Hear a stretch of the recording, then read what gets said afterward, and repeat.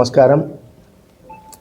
నిన్నటి దినంన నేతన్న నేస్తం కొంతమందికి అమౌంట్ పడింది. ఈ పడిన అమౌంట్ అంతా బ్యాంకులలో డిపాజిట్ అయింది నేతన్న నేస్తానికి సంబంధించి. దీనికి సంబంధించి కొన్ని విషయాలు వ్యూవర్స్ సంబంధించిన వాళ్లకు తెలియజేయాల్సిన బాధ్యత మా పైన ఉంది కాబట్టి తెలియజేస్తున్నాం. ముఖ్యంగా వరదరాజుల రెడ్డి గారు కూడా తెలుసుకోవాల్సింది ఏంటంటే, ఈ నేతన్న నేస్తానికి సంబంధించి ఎవరికెవరికి డబ్బులు పడింది, ఎవరికెవరికి పడలే, నిజమైన లబ్ధిదారులకు పడలే.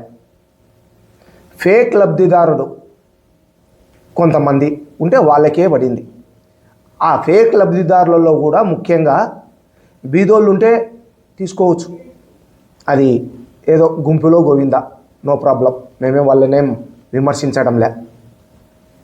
మీ పార్టీ కౌన్సిలర్ అభ్యర్థిగా ఇప్పుడు పరిగణనలో ఉన్నాడే గంజికుంట అంజి వరదరాజులరెడ్డి గారు, మీ ఆఫీస్ వెనకలనే ఇల్లు. ఇప్పుడు పోదాం మనం, నువ్వురా నేను వస్తా, వాళ్ళ ఇంట్లో మొగ్గం ఉందేమో చుట్టుపక్కల అడుగుదాం. ఒక్కరితో అయినా చెప్పి అంజీ కానీ అంజీ భార్య కానీ మొగ్గం నేర్చన్నట్టు ఆయనది డబ్బు పడింది. ఇదో లిస్టులో పేరు ఏదైనా నువ్వు లిస్టు తెప్పించుకుంటావు చూడు. Ganjikunta Krishnaveni, wife of Anjaneyulu. ఎవరైనా 25,000. ఈయన మొగ్గం నేసే వనార్లో ఉండాడా పెద్ద ఆయన కానీ ఆయన భార్య కానీ ఆ సిస్టంలో ఉండారా? మొగ్గం నేసే విధానం ఉందే వాళ్ళకు. అందులో కూడా కమిషనర్కి కానీ వెల్ఫేర్లకు డైరెక్ట్ నువ్వే ఫోన్ చేసి చెప్పినావు మా వాళ్ళందరికీ చెయ్యని. ఏం వీళ్ళేనా మీ వాళ్ళు?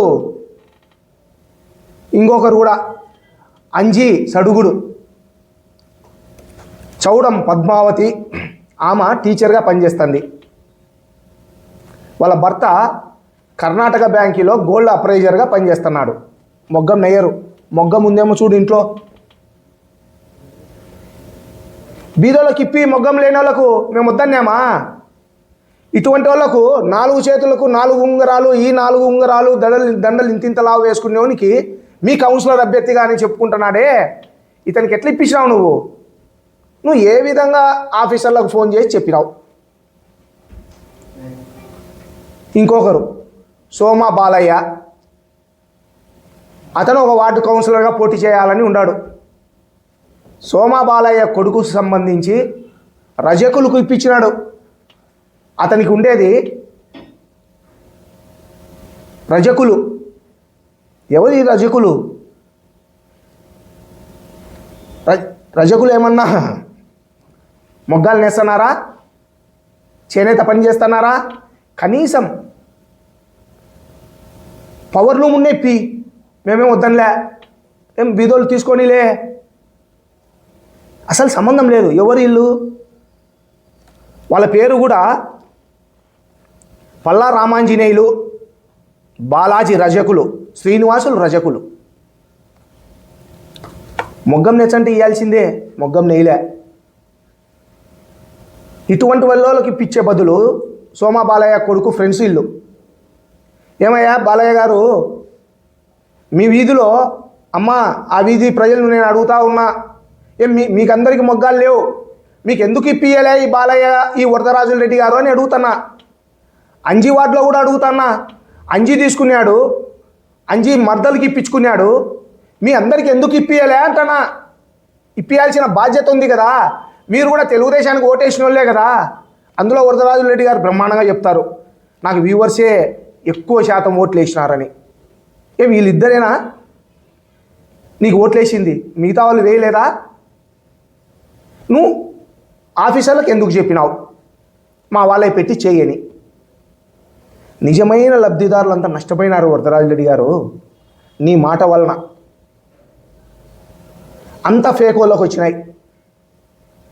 చాలా వరకు ఫేకోళ్ళు కూడా బీదోళ్ళు ఉంటే ఇప్పి మేమేం వద్దనలేదే.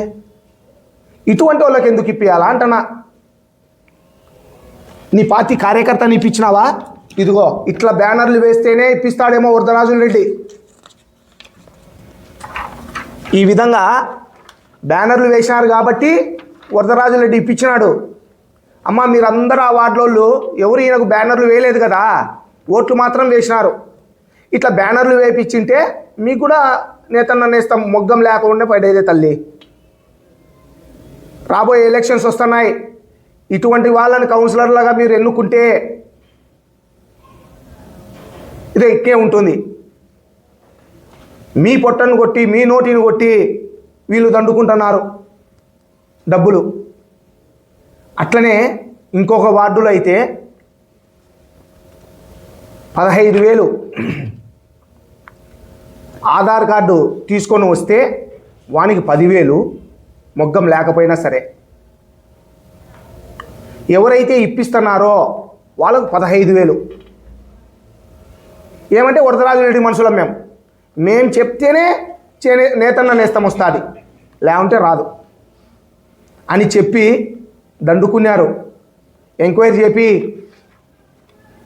మా ఎవ్వరే కానీ మీకు ఎవరైతే 10,000 15,000 డబ్బులు ఇస్తే నేతన్న నేస్తం మీ అకౌంట్లో పడుతుందని చెప్పినారు. ఇప్పుడు పడింది మీ అందరికీ, ఒక్కరికి కూడా డబ్బులు ఇవ్వాల్సిన అవసరం లే. ఇవాకటి మీ దగ్గరికి వచ్చి మీ అకౌంట్లో డబ్బులు పడింది కదా మాకు ఇవ్వు అని అడిగితే మాకు తెలియజేస్తే మేము వస్తాం మీ ఇంటి దగ్గరికి, వచ్చి మీకు అండగా ఉంటాం. ఇంకొకటి నరసింహాపురం గ్రామం, ప్రొద్దుటూరు మండలం నరసింహాపురం గ్రామం 214 అప్లికేషన్లు ఇచ్చినారు సచివాలయంలో, ఒక్కటి కూడా అప్లోడ్ కాలే. ఎందుకు అప్లోడ్ కాలేదు, ఎందుకు ఎక్సెల్ కడపకు పంపించలేదు అని ఏమన్నా తెలుసుకునేవా ఎమ్మెల్యే గారు? ఆడ డబ్బులు కుదరలే మీ వాళ్ళకు పొద్దున్న నుంచి సాయంత్రం వరకు 10,000 కావాలని మీ వాళ్ళు 8,000 అని లాస్ట్కు 4,000కు సెట్ అయింది.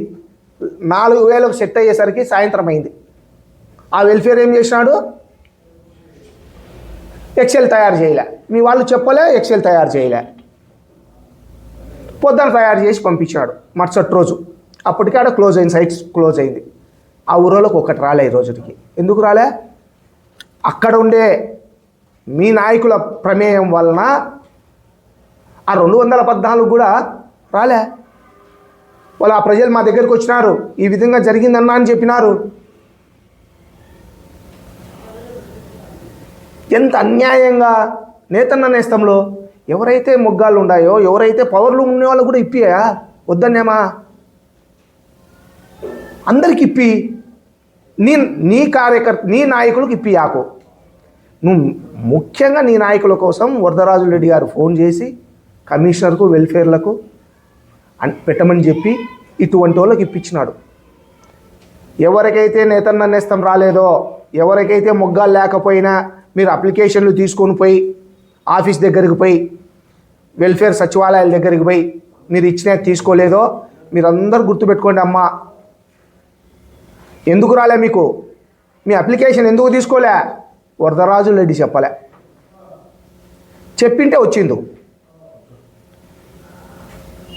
ఈ ఊర్లో కనీసం అంటే 12,000 15,000 కుటుంబాలు ఉన్నాయి వీవర్స్కి సంబంధించి. ఏమి ఈ నలుగురే కానస్తున్నారా ఎమ్మెల్యే గారు నీకు? మిగతా వాళ్ళు కానరాలేదా? వాళ్ళకి ఎందుకు ఇప్పిలే? మొగ్గాలు లేకపోయినా ఎందుకు ఇప్పిలే? వీళ్ళకి మొగ్గాలు లేకపోయినా ఎందుకు ఇప్పించినావు? జవాబు చెప్పాల్సిన బాధ్యత నీ పైన ఉంది. నువ్వు ఎమ్మెల్యేగా ఉన్నావు, మొగ్గం లేకపోయినా లెక్క ఎట్లా పడింది వీళ్ళకు? ఎవరికి నేను అడిగేది? అంజి సోమబాలయ్య సంబంధించిన వాళ్ళకు, సోమబాలయ్య కొడుకు ఫ్రెండ్స్కు సంబంధించిన వాళ్ళకు. మిగతా నేను అడగడంలే, బీదోలు పన్నీలే, నో ప్రాబ్లం. ఇట్లాంటోళ్ళకు ఎందుకు ఇప్పించావు? నువ్వు ఇప్పించే బాధ్యత నీదే కాదా? పడిందా లేదా? నేను చూపించమంటే చూపిస్తా, పేర్లతో సహా లిస్టు నా దగ్గర ఉంది. ఇప్పటికైనా మళ్ళా అధికారుల మీద దండయాత్ర చేయండి అంటాడు. అధికారుల మీద కాదు దండయాత్ర చేయాల్సిన బాధ్యత నీ పైన చేయాలా. నువ్వు చెప్పి చేయించినావు వీళ్ళకు. ఇది అవినీతి కాదా? పాపం బీదోళ్ళు ఉన్నారు, ఏదో కూలి పని చేసుకునేవాళ్ళు, వాళ్ళకి ఇప్పి. ఇప్పటికైనా వరదరాజిరెడ్డి గారు కనుక్కోవాలా, మీ నాయకులు ఎవరైతే ఇప్పించుకున్నారో ఈ పొరపాటు నెక్స్ట్ జరగదని కూడా ప్రజలందరికీ క్షమాపణ చెప్పాల్సిన బాధ్యత వరదరాజిరెడ్డి గారి పైన ఉంది. Thank you.